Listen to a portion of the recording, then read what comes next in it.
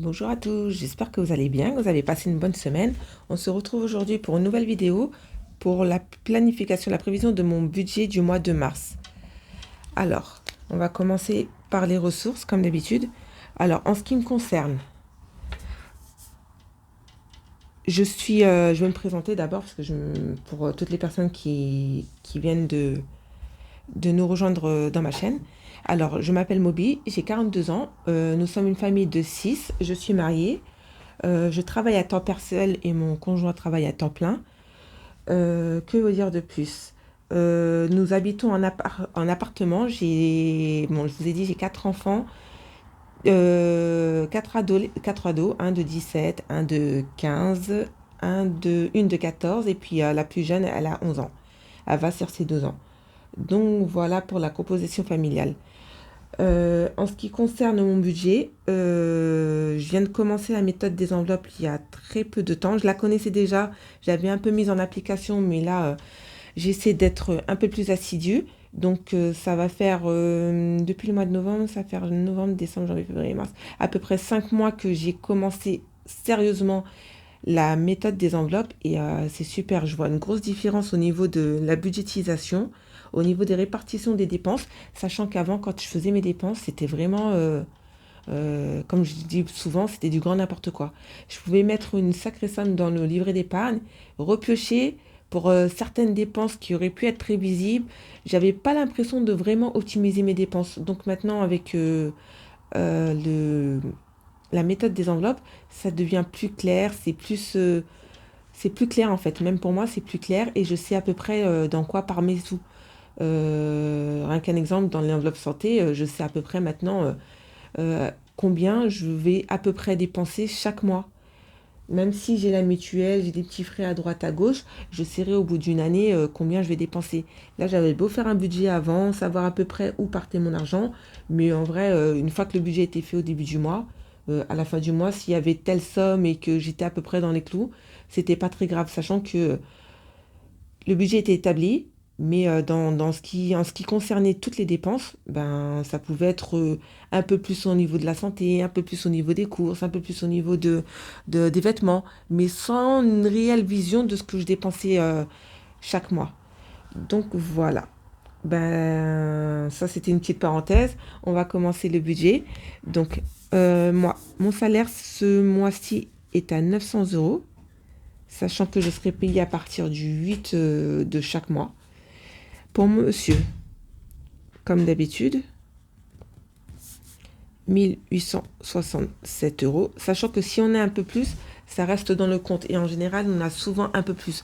Je revois cette somme-là parce que c'est la somme la plus basse qu'on aura sur les comptes. Au niveau de la CAF, 860 euros, ce qui fait un total, je vais calculer. Donc j'ai 900 plus 1867 plus 860. Ça fait un total de 3627. Voilà. Au niveau des dépenses fixes, j'ai le loyer qui est à 720. J'ai EDF, j'ai l'électricité et le gaz qui sont au même endroit. EDF, GDF, 90. On l'a laissé comme ça parce qu'apparemment les factures enfin, elles ont augmenté, mais on avait toujours un peu prévu dans la fourchette haute. Donc 90, là pour l'instant on le laisse. Si on voit que ça augmente un peu trop, on augmentera la fourchette. L'assurance habitation,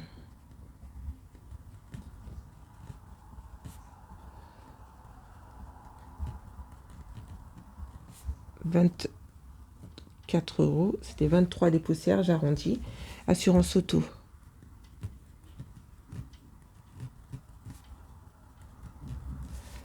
55 euros. On a une voiture électrique, donc on paye la recharge pour la voiture, 79 euros. L'abonnement du parking, 48 euros. On paye aussi la location de la batterie de la voiture,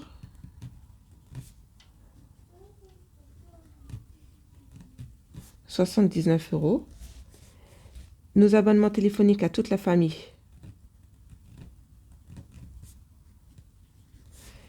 Je crois que c'était 46 euros, mais je pense que d'ici le mois prochain, ça va augmenter ils ont tous augmenté d'à peu près 1 euro par abonnement. Et vu qu'il y en a 6 abonnements, je pense que ça va un peu plus augmenter.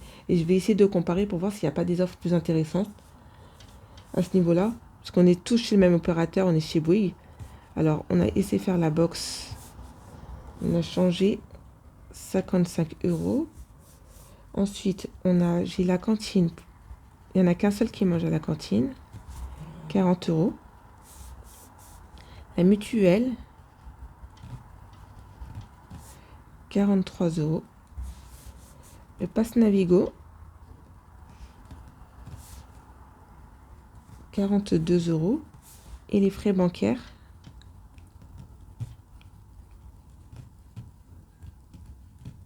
Qui sont de 9 euros.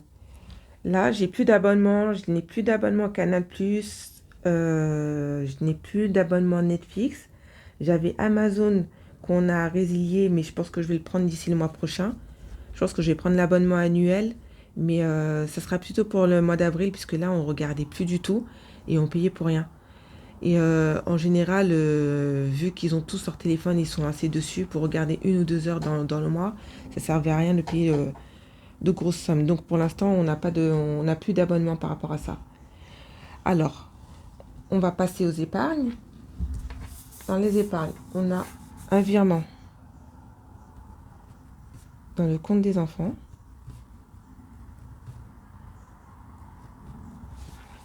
qui est de 100 euros. Ensuite, j'ai les épargnes de précaution. J'en fais une virtuelle et puis une qui va dans le compte directement, qui est de 80 euros. Un virement dans le LDDS de 280 euros. Et un virement des épargnes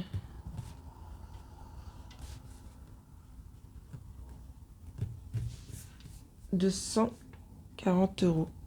Et un dernier que je fais en virtuel, 90 euros pour tout ce qui est scolaire dans le compte. Alors, je vais faire le total. J'ai même pas fait le total parce que ça bougeait pas de base.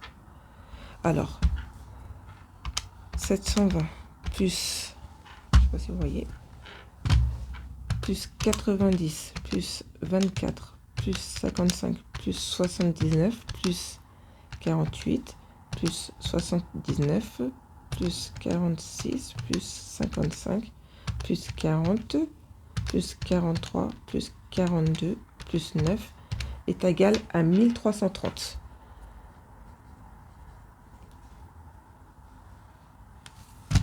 Donc, je l'ai mis dans la mauvaise case, 1330. Alors, je fais 3627 moins 1330 est égal 2000, je vais mettre ici, 2297. Là, je le laisse, c'est mon plan de visualisation pour tout le mois, mais après, j'aurai écrit tout au propre dans le budget planner avec les sommes et les centimes pour que ça soit plus clair. Mais ça, c'est vraiment pour que je puisse cocher, raturer pendant tout le mois. Alors, pour les épargnes, j'ai 100 plus 80 plus 280 plus 140 plus 90 est égal 690 pour les épargnes. Donc je fais 2297 moins 690 pour les épargnes. Il reste 1607 euros. Sachant que pour les épargnes, je vais augmenter certaines enveloppes dans celle-ci, en virement épargne pour nos deux comptes à moi et mon mari. Et puis sur le virement LDDS aussi pareil. Je pense qu'on va augmenter à 300 et puis 160. Alors, pour ce qui est des enveloppes. Alors, la première enveloppe, je ne sais pas si vous voyez bien, parce que la plupart du temps, je ne le cadre pas correctement et puis après, je m'en rends compte par la suite. Alors, j'ai l'enveloppe des courses qui est de 750 euros. J'ai 450 euros en carte bleue, parce que c'est plus pratique, et 300 euros en espèces.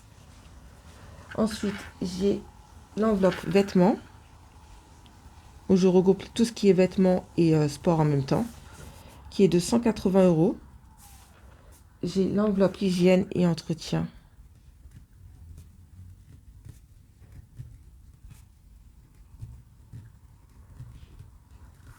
qui est de 50 euros. Ensuite, j'ai non, elle est de 70 euros maintenant. Voilà.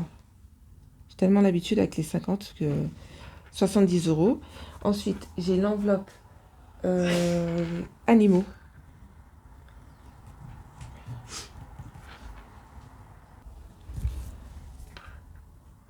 Animaux qui est de 30 euros, sachant que j'ai un lapin. Ensuite, j'ai l'enveloppe beauté qui était de 80 euros. Je pense que cette enveloppe aussi, on va l'augmenter parce que pour 6, sachant que ils ont un peu plus de besoins que quand ils étaient petits, je vais peut-être la rehausser à 100 euros cette enveloppe-là. Au début, je l'avais, en fait, je prenais sur ce que j'avais déjà sur le compte, mais avec les enveloppes, je me rends compte que cette enveloppe-là peut vite diminuer aussi. Mais au pire des cas, même si je la budgétise un peu trop haut, je prendrai dans ce que j'ai mis de côté. Ensuite, j'ai l'enveloppe école qui est de 30 euros. J'ai l'enveloppe cadeau qui est de 80 euros. Ensuite, l'enveloppe vacances qui est de 100 euros. J'ai l'enveloppe imprévue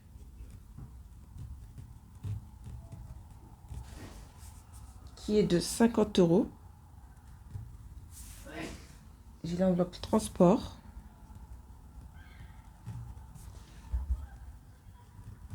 qui est de 60 euros. Ensuite, j'ai l'enveloppe santé qui est de 70 euros. Et l'enveloppe équipement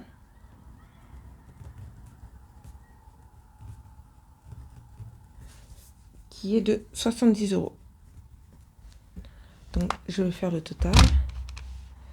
750 plus 180 plus 70 plus 30 plus 80 plus 30 plus 80 plus 100 plus 50 plus 60 plus 70 plus 70 est égal 1570. J'ai bugué un peu sur imprévu puisqu'il me semblait que j'avais augmenté cette enveloppe là. Je vais regarder dans mes notes. 68 dans imprévu. Ouais, c'est bien ça. Normalement, on était à 80 euros dans cette enveloppe. C'était au tout départ, j'avais mis 50 euros. Ensuite, j'avais mis 60 euros. Et ouais, je vais l'augmenter. Je vais mettre 80 dans celle-là. Donc, je vais rajouter plus 30. Voilà, ça fera 1600 tout rond. Donc, on a un total de 1600 euros. Je vais recalculer comme ça, je serai juste plus 180, plus 70, plus 30. Là. Oui, je vais recommencer. 750 plus 180 plus 70 plus 30 plus 80 plus 30 plus 80 plus 100 plus, donc j'en étais à 80 plus 60 plus 70 plus 70 est égal 1600 euros. On est tout bon. Donc, je vais faire 1607 moins 1600, ben il restera 7 euros. Pile poil, super. Donc, il me restera 7 euros sur le compte. Sachant qu'en général, il me reste toujours un peu plus. Le mois dernier, j'étais supposée avoir calculé 29 euros de reste. Il me restait un peu plus de 100 euros, donc on est tout bon. Donc voilà, pour mon budget prévisionnel du mois de mars. Voilà. Ben, en tout cas, je vous remercie d'avoir regardé la vidéo. Je vous souhaite un bon mois de mars et je vous dis à la prochaine pour les prochaines vidéos. Bye bye.